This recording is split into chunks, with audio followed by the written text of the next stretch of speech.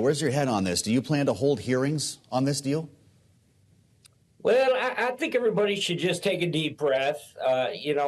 What we saw under the Biden administration was kind of an immediate knee-jerk reaction to say, anytime you had two major names and they looked like they were even discussing a merger, that oftentimes there was just an onslaught of criticism. And then what happened is once the regulators and the enforcers kind of took a look at it, it made sense for consumers. And I think that's where we're at right now. I mean, we were watching kind of this public discussion go on about whether or not Paramount would outbid Netflix. And now we find ourselves in a position where that did not happen. So I think I'm cautiously optimistic that this is still very much viable and probably could move forward. Interesting. And indeed, the Biden administration struggled with several attempts to block mergers and acquisitions. The point, though, in principle, this does not appear too big to allow from your perspective. It does not. And I've had not specific discussions about this deal, but discussions with both Ferguson and Slaughter. And I think they, too, have said, listen, under a new administration, we're going to do the due diligence that is needed and required.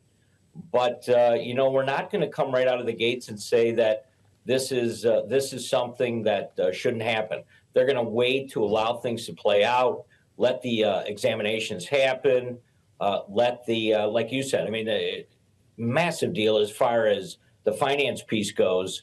But that may be where we're at. I mean, we're seeing, 62% of Americans right now are frustrated with the streaming services the way they exist.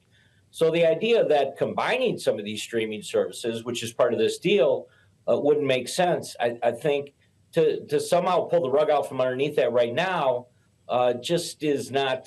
No one's doing their job if that's the way this is being handled. So, let's see where we're at. Let's see where the White House is on this too. I mean, the president, this is typically the type of thing he likes to weigh in on, and we'll see where he falls on this as well. Mm-hmm.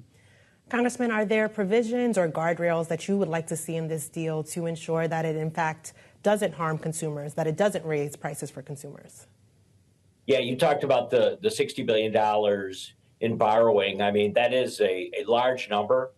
But again, as a member of financial services, we see mergers all the time within the banking industry that I would say could rival that. So it's not completely out of the realm. It might be in this industry.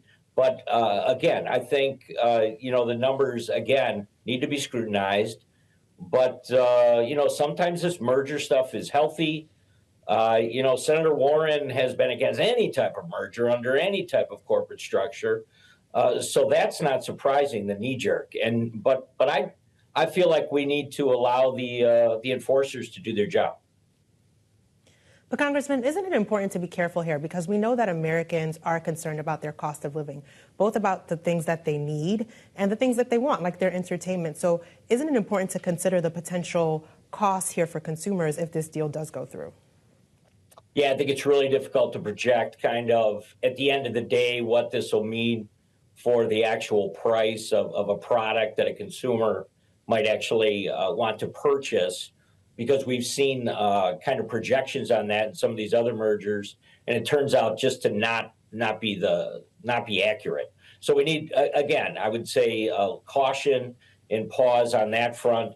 You're right. The question of the price and the cost to consumers on just about any product or good right now is being scrutinized.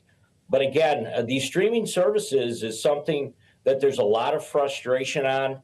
The other area that we're involved in right now is the Sports Broadcasting Act, which again, when you talk about streaming, if you want to get somebody really riled up, talk to them about what they're paying for some of the channels and whether or not they can track their actual favorite sports team right now. It's very difficult for Americans, and as a result of that, there's a lot of frustration, I think, overall in that area. Mm-hmm. I want to ask you, Congressman, about one of the other big issues that we've been talking about today, and that's health care, with the promised vote next week in the Senate on a Democratic plan that we haven't seen yet, although we understand it could be up to a 3-year extension of the enhanced subsidies. There are also competing plans from Democrats and Republicans. And I talked earlier today with leader Hakeem Jeffries on Capitol Hill. He was very frustrated and said that he didn't see a path to compromise between the two parties. He says nobody's talking. Listen to what he said. Part of the challenge with Republicans is that they've broken all of their promises. They indicated that they were going to lower costs. In fact, lower costs on day one. Costs haven't gone down in America. Costs have gone up. Housing costs are through the roof. Grocery prices through the roof. Electricity bills through the roof. And now, because my Republican colleagues refuse to extend the Affordable Care Act tax credits, we know tens of millions of people are about to experience dramatically increased health care costs. Congressman Fitzgerald, I'm pretty confident you will not agree with anything that Hakeem Jeffries says about this, but I understand that Speaker Johnson is planning to put a Republican proposal on the table at some point before the end of next week. So I'd love for you to be able to speak for your side of the aisle now and tell us what you think should be in there and whether this can pass the House. Well, let me just comment quickly on Leader Jeffries. I mean, broken promises, that's what Obamacare is. It's a huge broken promise to the American people. Now, with that being said, we do need to pick up the pieces and figure out where we're going. Senator Schumer's 3-year extension is a non-starter. I don't even think he could possibly take himself seriously on that. It's got to be a negotiating platform for him. No one in D.C. thinks 3 years is even a serious idea. You're right. There's about 35, maybe they're up to 40 members, a bipartisan group that on Thursday kind of launched this idea that a 1-year extension that includes some reforms might be the way to go. I can tell you right now, I still do not support that, and I'm not aware of some of my more conservative friends that are have examined that program are there or even close to that.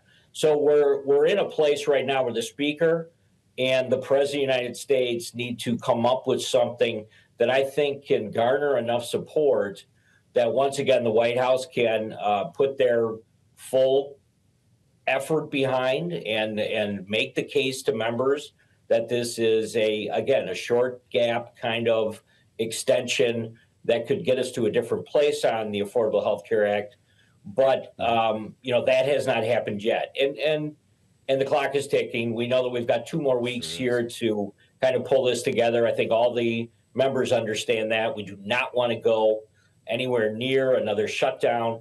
So with all that being said, I mean, I think the next 2 weeks are critical.